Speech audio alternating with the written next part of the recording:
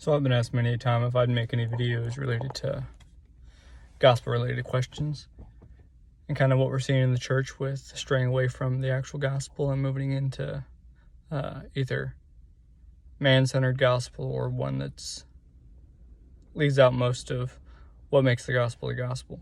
And there's some major components to go along with this, but ultimately what we see in the church is a gospel that says that there's a void in the heart that needs to be filled, or one that is centered around earning the right to share the gospel. The only problem with that is you never actually know when you earn the right with somebody. I mean, you could spend a week, month, years trying to earn the right to share with someone. But the problem with that is it's kind of works-based. It's basing the gospel on what we can do versus what God says he's done. Ultimately, our job is to not earn the right to share the gospel with somebody. It's to see enough urgency with the message that we move forward with it near immediately, actually. So it's not about earning the right. It's about just opening our mouths. The Bible says, beautiful are the feet of those that bring good news.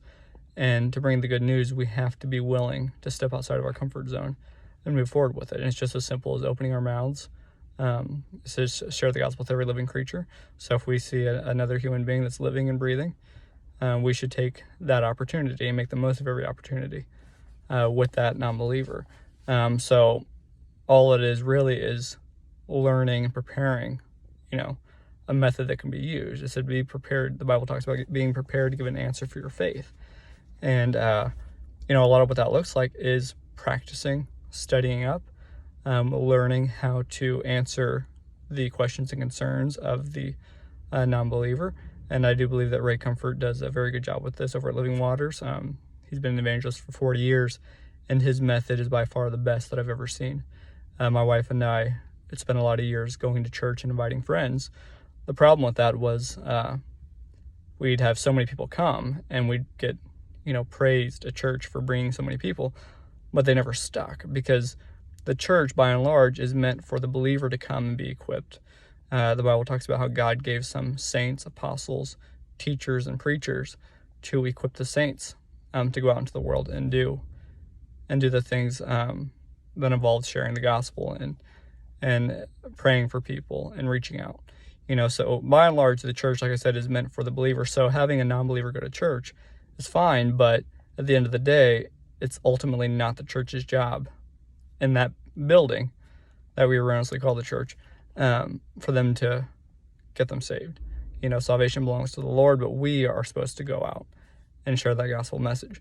So if we think of the church as an equipping grounds, then we should be going in there and sparring with one another, fellowshipping with one another, as iron sharpens iron, like Proverbs talks about. For that to happen, though, iron has to strike. If we're going to take on the full armor of God and be equipped with, the shield, the sword, the helmet, and the rest of it, and then we do need to practice actually using it, right? Because those are all battle pieces.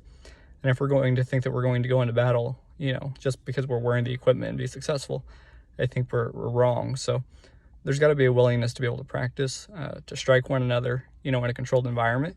Because when we go out with this message into the world, likely they won't be receptive. And if we're not prepared for battle, in a sense, then I think we are going to be very unsuccessful in our tries. So there's a lot to it, but ultimately, as Ray Comfort lays out, you got to start. You can start in the intellectual, but then you swing to the conscience, and then you just kind of lead and guide the conversation all the way through. And I've done it a few times, and that works better than anything else I've ever tried. I tried the void in the heart, where we basically just say that God is better than sex, money, drugs, and that doesn't work. It really doesn't. I've tried sharing my testimony. Sharing my testimony is great with believers, but with a non-believer, they just end up saying, well, that's your experience. We're happy for you. But where I've done what Ray Comfort teaches, it's been great. It's been wonderful, actually. I went from debating people for a half hour to a couple hours, trying to debate the Bible, different ideas, to being able to concisely answer questions and concerns, but then getting to the gospel using a Socratic method and just asking them questions, and then going from do they think they're a good person, then going through the law, the Ten Commandments, to bring about the knowledge of sin and to strike the conscience. and then moving then from that to heaven and hell, and then moving to what Christ did so that we can be redeemed and saved. And so it doesn't involve a prayer for salvation at that point.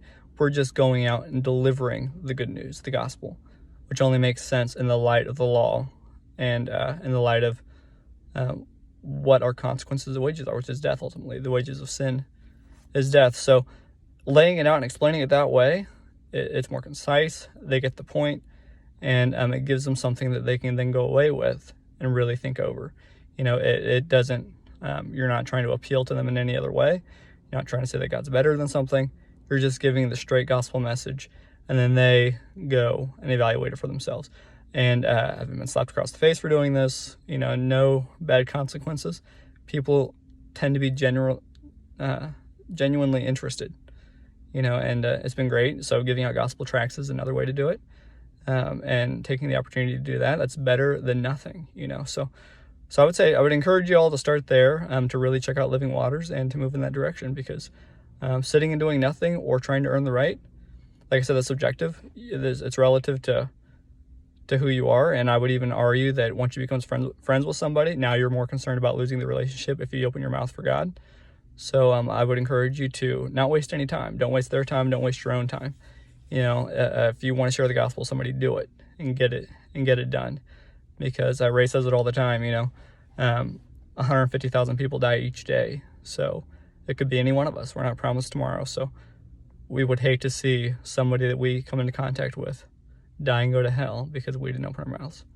So get out there, open your mouth, and share the gospel.